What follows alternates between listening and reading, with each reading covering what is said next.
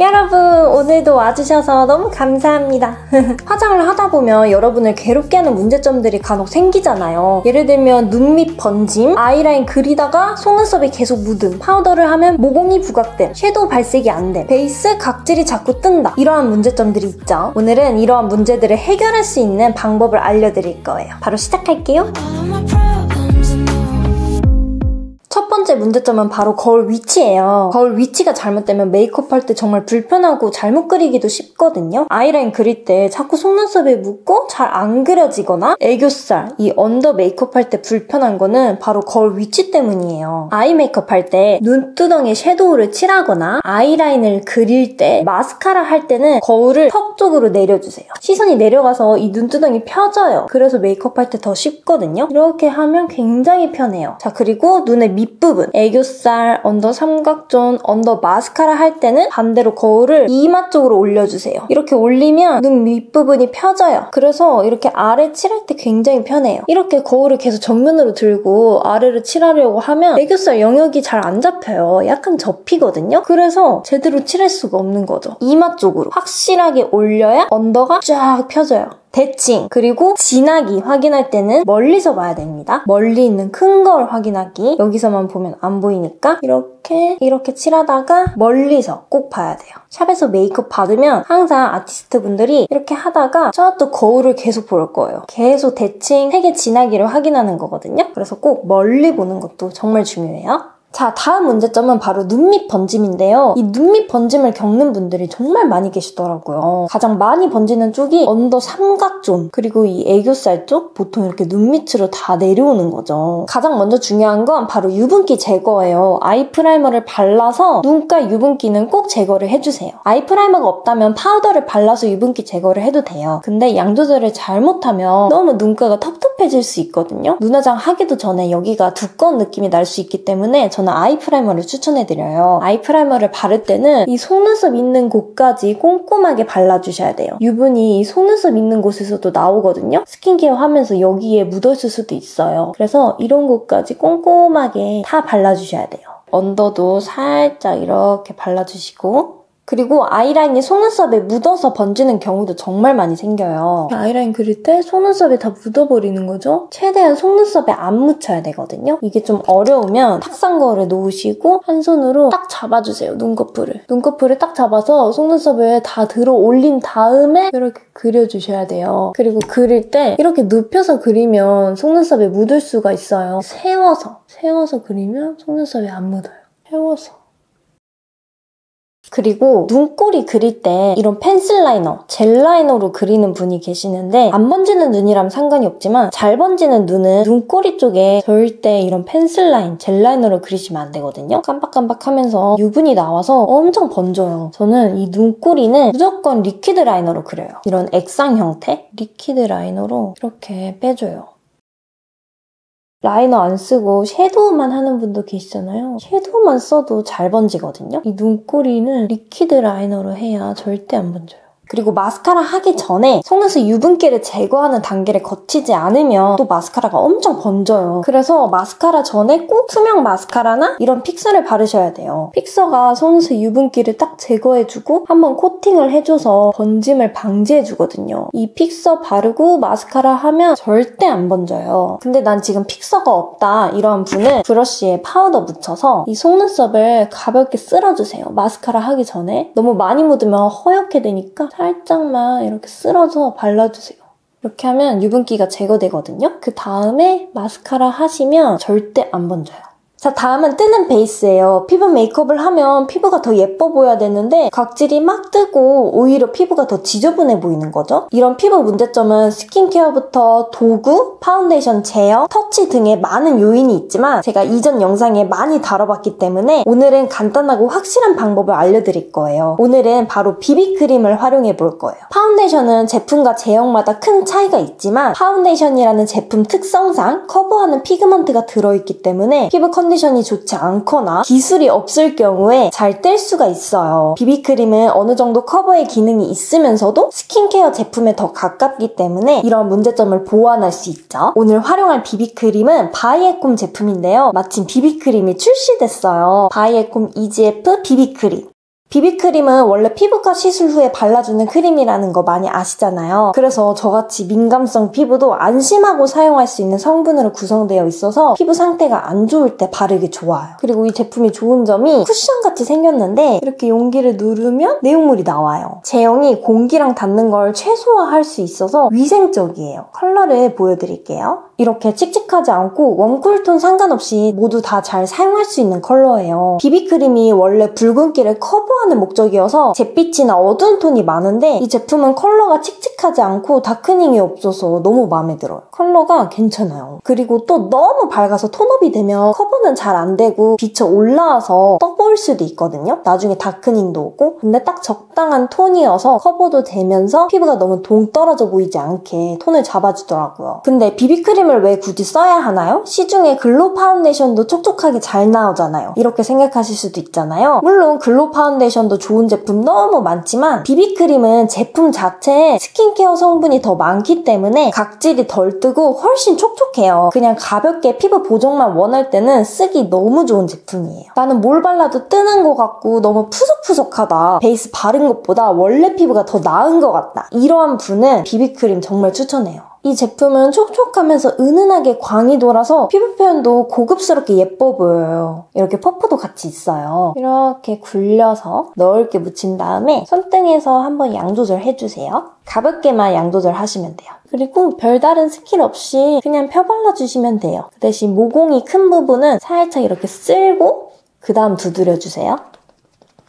가볍게 바르기 때문에 그냥 간단하게 초보자분들도 쉽게 바를 수 있어요. 파운데이션은 좀 더 공을 들여야 돼요.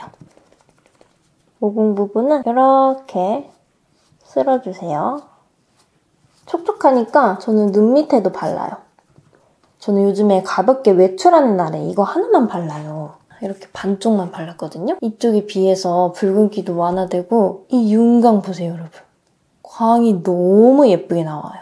그냥 간단하게 비비크림만 이렇게 발라도 되고 좀 더 커버력을 원한다. 그러면 비비크림에 컨실러를 살짝 섞는 거예요.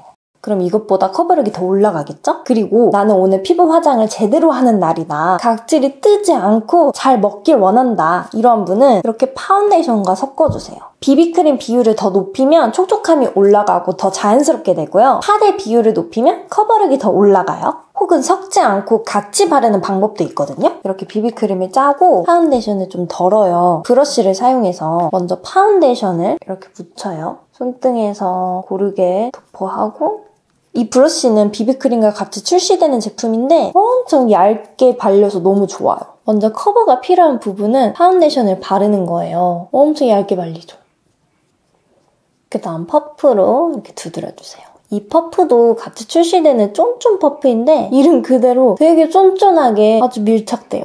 저는 더 촉촉하게 바르고 싶어서 물 먹였어요. 촉감도 엄청 좋아요. 엄청 부드럽고 쫀쫀한 느낌? 자, 이렇게 커버가 필요한 부분은 파운데이션 바른 다음에 같은 브러쉬에 비비크림을 또 묻히는 거예요. 손등에서 또 고르게 도포하기. 그 다음에 이제 잘 뜨는 부위, 이 부분은 항상 문제를 일으킨다. 이런 부분에는 비비크림을 바르는 거예요. 파운데이션보다 훨씬 촉촉하게 느껴져요.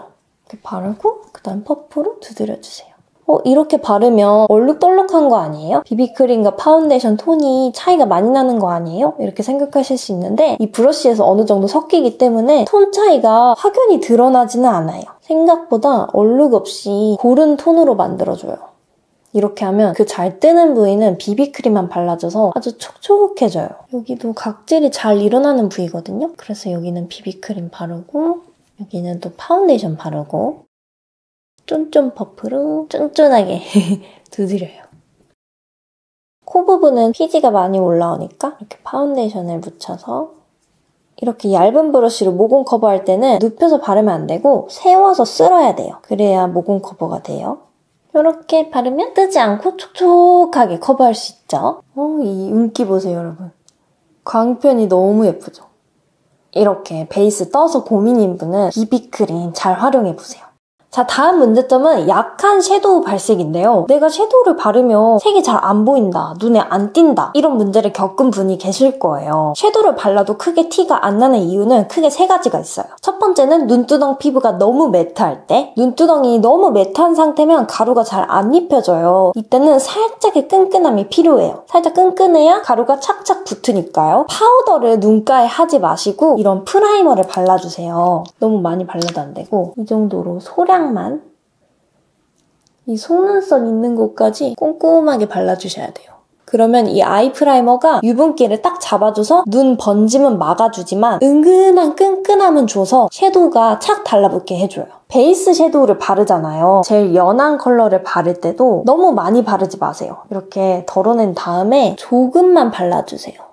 너무 많이 바르면 그 다음에 바를 섀도우 발색이 또 안 돼요. 너무 매트해지기 때문에. 그래서 아이 프라이머 바르고 베이스 섀도우 소량만 바르게 지켜주셔야 돼요. 자, 두 번째는 톤이 맞지 않아서 안 보이는 걸 수도 있거든요. 내가 바르는 섀도우 톤과 내 피부톤이 너무 비슷한 거예요. 혹은 섀도우 톤이 너무 밝은 거예요. 그래서 발라도 티가 안 나는 거죠. 그럴 때는 섀도우 컬러를 바꾸셔야 돼요. 예를 들면 이 팔레트 속에서 이 컬러를 발랐을 때 너무 티가 안 난다. 그러면 다음 컬러를 바르셔야 돼요. 그것보다 좀 더 채도가 있거나 더 어두운 컬러, 더 진한 컬러를 묻혀서 그 진한 컬러를 다시 발라주셔야 돼요. 너무 밝고 너무 연한 컬러 있죠? 그런 컬러는 티가 잘 안 나죠? 그러면 좀 더 과감하게 더 채도가 높은 혹은 더 어두운 컬러 선택해주세요. 이렇게 바르면 연하지만 그래도 티가 좀 나죠? 자, 세 번째 요인은 섀도우가 굳어서 발색이 안 되는 경우거든요. 우리가 섀도우 너무 많이 쓰다 보면 이 손에 있던 유분기로 이 섀도우가 굳어버려요. 이런 파우더형은 유분에 약하거든요. 유분이 묻으면 메말라버려서 발색이 안 돼요. 그냥 일반 테이프 있잖아요. 이게 좀 찝찝하면 얼굴에 붙이는 종이 테이프? 약국에서 파는 거? 그거 사용하셔도 되고 이 테이프로 메말라버린 부분을 걷어내면 돼요. 그럼 이렇게 깔끔하게 떨어지거든요.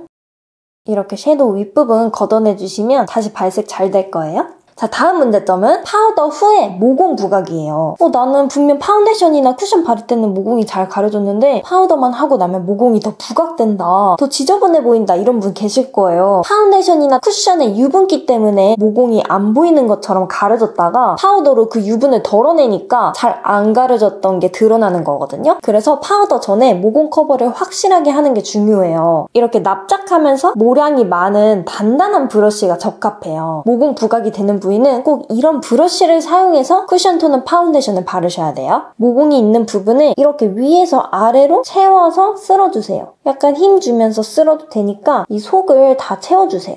옆볼 또는 이마는 옆으로 쓸어주세요. 쭉 길게 바르는 게 아니라 짧게 터치해야 잘 가려져요. 그 다음에 쿠션이나 파운데이션으로 끝내지 마시고 컨실러를 또 발라주세요. 그냥 이런 리퀴드 컨실러 발라도 되고 좀 더 완벽하게 커버하고 싶다면 이렇게 크리미한 컨실러 사용하면 더 좋거든요. 꾸덕해서 촘촘하게 채워져요, 모공이. 한 번 더 쓸어서 모공을 완벽하게 채워주세요. 이렇게 완벽하게 채우지 않으면 파우더 했을 때 금방 또 부각돼요. 이렇게 모공 커버가 잘 됐으면 이제 고운 파우더를 톡톡 브러쉬로 톡톡 발라주세요. 살살. 세게 하면 베이스가 도로 나올 수 있거든요. 살살 가볍게 눌러주셔야 돼요. 가볍게. 이렇게 하면 모공 부각 안 되고 깔끔하게 파우더 처리돼요. 자, 다음 문제점은 바로 애교살인데요. 애교살을 그려도 눈이 커지는 느낌이 없다, 이런 분이 계실 거예요. 애교살이 너무 얇거나 너무 두껍게 하면 오히려 눈이 더 작아 보이거든요. 애교살 면적을 확인한 다음에 그 면적을 다 채워주는 게 중요해요. 제가 제 애교살 면적보다 더 얇게 좁게 그려볼게요. 애교살 면적을 다 채우지 않고 얇게만 그렸거든요. 눈이 너무 이렇게 올라가 보이지 않나요? 이쪽은 밑으로 트여 보이는데 이쪽은 오히려 올라가 보이죠? 내가 가진 애교살의 면적이 있을 거예요. 여기를 얇게만 그리는 게 아니라 다 채워주는 게 중요해요. 다 채우려면 어떻게 해야 되냐? 일단 펜슬로 칠하세요. 이렇게 다 칠한 다음에 작은 총알 브러쉬도 묻혀서 조금 더 내려서 칠하는 거예요. 이때 너무 밑으로 확 내려버리면 너무 애교살이 두꺼워져서 또 눈이 작아 보이니까 1mm만 더 내려서 그려보고 멀리서 확인해보세요. 이상하지 않다. 그러면 조금만 더 내려보는 거예요. 내 애교살 면적 확인하면서. 애교살 면적이 딱 정확히 있다면 거기까지 다 칠하면 되고, 모르겠다 어디까지인지 그러면 1mm씩만 내려가 보는 거예요. 조금씩 내려가서 멀리서 확인했을 때 눈이 더 이상 작아 보이지 않고 확장된 느낌이 되면 딱 그 부분까지만 칠하면 되는 거예요. 이렇게 내려서 칠한 다음에 애교살 바로 윗부분은 그림자를 넣어서 용역을 확실하게 잡아줘야 돼요. 이렇게 하면 아까보다 영역이 더 넓게 잡혀서 눈이 올라가 보이지 않고 확장돼 보여요. 근데 이때 애교살이 원래 엄청 두꺼운 분이 계실 거예요. 엄청 크고 두꺼운 분? 이런 분이 이렇게 밝게 영역을 넓히면 여기가 더 튀어나와 보여서 눈이 더 작아 보이거든요. 이 언더가 너무 올라가니까. 그래서 그런 분은 이렇게 밝은 거 칠하지 마시고 조금 더 음영감 있는 이렇게 차분한 컬러? 섀도우 팔레트에서도 이렇게 밝은 것보다는 좀 더 어두운 이런 음영 컬러 사용하시는 게 좋아요. 여러분, 이렇게 오늘 메이크업 문제점 해결 방법을 알려드렸는데 잘 보셨나요? 여러분 아침마다 메이크업 하면서 스트레스 받지 마시고 부디 그 시간이 즐겁고 행복하셨으면 좋겠네요. 그리고 베이스 더 촉촉하게 잘하고 싶은 분은 오늘 제가 사용한 바이에콤 EGF 비비크림 잘 써보셨으면 좋겠네요. 오늘도 끝까지 봐주셔서 너무 감사합니다. 다음 영상으로 봬요. 감사합니다.